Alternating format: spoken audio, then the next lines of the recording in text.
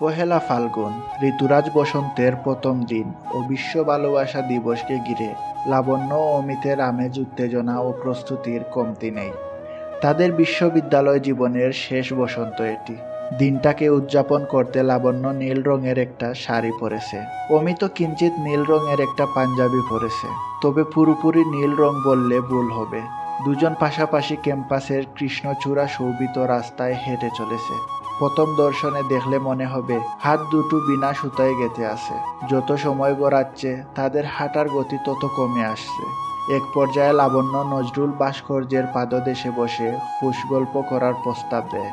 প্রেয়সীর প্রস্তাব কি অমিত প্রত্যাখ্যান করতে পারে? দুজন পাশাপাশি বসে আছে আর আকাশ পানে আনমনা দৃষ্টিতে তাকিয়ে আছে।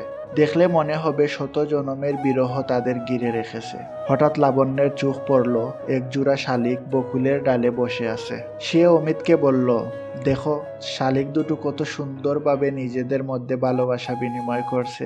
ইস, তুমি আমি যদি পুরোটা সময় এভাবে কাটিয়ে দিতে পারতাম। পরক্ষণেই অমিত বলল, একদিন সবই হবে, শুধু সময়ের অপেক্ষা। সাথে সাথেই লাবণ্য বলে ওঠে, সামনের বসন্তে এভাবে তোমার পাশাপাশি বসতে পারবো তো? আজকের মতো কুপায় ফুল গেঁথে দিবে তো?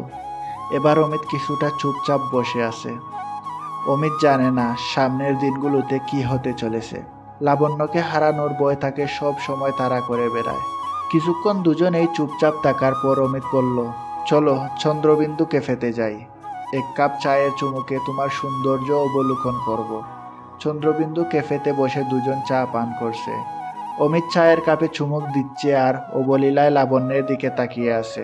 পলকহীন চাহনিতে প্রেয়সীর সৌন্দর্য অবলোকন করছে। মাঝে মাঝে চায়ের কাপে চুমুক দিতে ভুলে যাচ্ছে। হঠাৎ লাবণ্য লক্ষ্য করলো অমিতের চোখের কিনারা বেয়ে অশ্রু গড়াচ্ছে। লাবণ্য জিজ্ঞেস করলো, কি হয়েছে অমিত? এবার অমিত কিছুটা কাঁপা গলায় বলল, তুমি আমার জীবনে আসো তো? বাকিটা জীবন তোমার এই অপরূপ সৌন্দর্য অবলোকন করতে পারবো তো? লাবণ্য কিছুটা অভয় দিয়ে বলল, হ্যাঁ, আমি সব সময় তোমার পাশে আছি, তুমি শুধু বাকিটা জীবন আমার সাথে থেকো। এই বলে লাবণ্য শক্ত করে অমিতের হাতটা চেপে ধরল। দুজনেই কিছুটা চুপচাপ থাকার পর অমিত বলল, অনেকটা রাত হয়েছে, চলো তোমাকে হলে দিয়ে আসি। এই বলে দুজনে হল সম্মুখে হাঁটতে শুরু করলো। হল গেটে এসে দুজন দুজনের দিকে অপলক দৃষ্টিতে তাকিয়ে রইল। আর কিছু চাই না, একবার তুমি শুধু আমার পাশে তাইকো। দাসী ভাবিয়া একবার এমন বসন্তে দেখা দিও, কেবল চক্ষু পরিতৃপ্তি করিব। এই কথা বলে লাবণ্য হলে প্রস্থান করল।